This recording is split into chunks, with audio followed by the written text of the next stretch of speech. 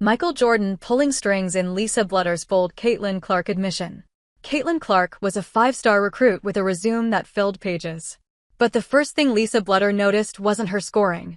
She didn't really trust her teammates, Bluder said of Clark's freshman season. She didn't really understand them or think they worked as hard as she did, and it took time to build that up. Clark's instincts were to take over, not to collaborate, and that's not how it worked with Lisa.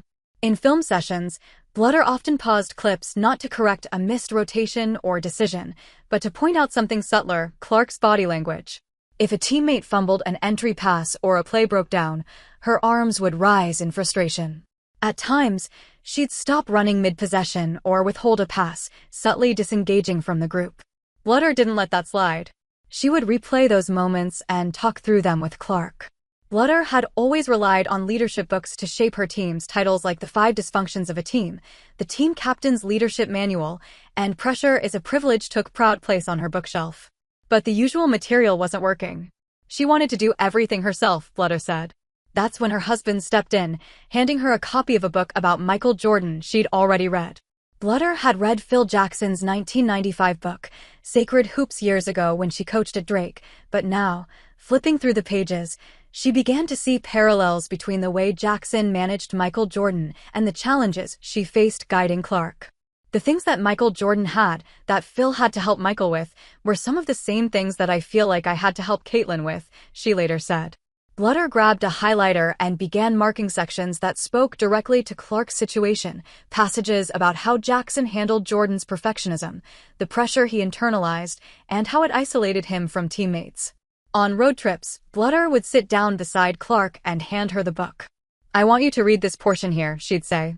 One such moment came during Clark's junior year, when she expressed frustration that a teammate wasn't working hard enough. Instead of agreeing, Bluder posed a question. "Well, did you invite them to come with you to the gym?" Clark hadn't. The book wasn't just about how to lead, but also about how to endure when leadership becomes lonely. Clark was learning what Jordan had learned, that celebrity status isolates, and the only antidote is connection. Bluder leaned into Jackson's idea of selflessness as the soul of teamwork and reminded Clark, as the best player, you have to make your team better. You have to invest in them. Slowly, Clark began internalizing the message. Bluder had long held her own version of Jackson's circle of trust, a pre- and post-practice ritual where players shared openly, and now it clicked. Teammates then wanted to protect Caitlin, too.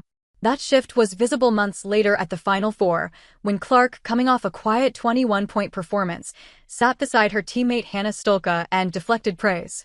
Clark, coming off a quiet 21-point performance, sat beside her teammate Hannah Stolka and deflected praise. "Hannah is tremendous," Clark said, unprompted, before singling out Kate Martin, Gabby Marshall, and others. "It's not just me," she added. "We wouldn't be at this point right now if it was just one player." Bluder, sitting beside her, didn't say a word, but she didn't have to. The book had done its job. The leadership wasn't just theoretical anymore. Clark had started living, but leadership wasn't the only lesson drawn from Jordan. As Clark's profile grew and opponents resorted to physicality to contain her, Bluder had to teach her something even harder to control: emotional restraint. Bluder taught Clark that violence was not the answer. Caitlin Clark and physicality often go hand in hand in the WNBA. It is because she is getting fouled all the time.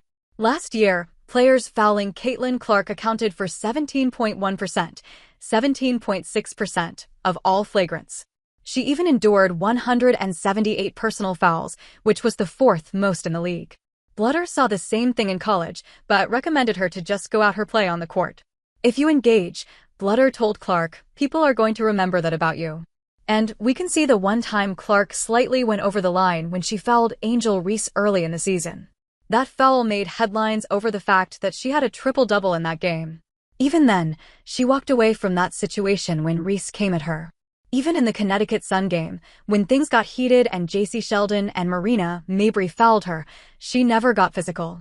Clark did trash talk the entire game, including that FU3 over Sheldon, but she never crossed that line. "It's fun to do once in a while," Bluder said, "but if you have to do it every single day and once or twice a day, it gets OL."